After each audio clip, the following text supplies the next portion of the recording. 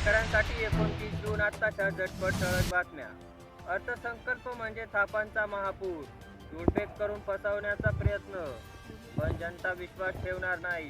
ठाकरेंचा बजेटवर निशाणा. थापांचा नव्हे, मायबापांचा अर्थसंकल्प. अन्नपूर्ण योजनेमुळे विरोधक गॅसवर.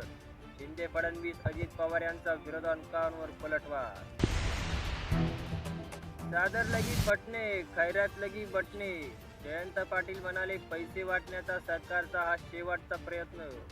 मूल्यमापन न करता मांडला अर्थसंकल्प. सरसकट पीक कर्ज माफीसाठी बीडमधील शेतकरी आक्रमक. किसान सभेचे जिल्हाधिकारी कार्यालयासमोर धरणे आंदोलन. निवडणुकीच्या तोंडावर सरकारचे गाजर. राज्याचा अर्थसंकल्प सादर होण्याआधी उद्धव ठाकरेंची टीका. लाडकी बहीण योजनेप्रमाणे लाडका भाऊ लाडका पुत्र योजनेची मागणी.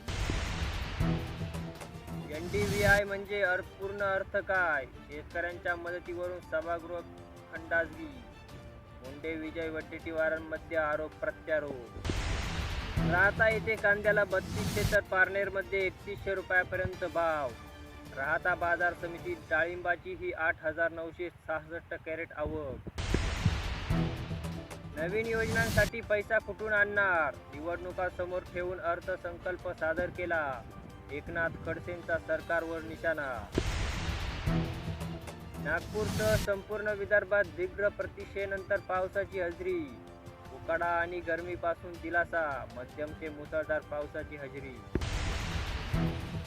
शेगाव पाथर्डीतील शेतकऱ्यांना पीक विमा रक्कम द्या, अन्यथा आंदोलन करण्याचा शेतकऱ्यांचा कृषी विभागाला इशारा.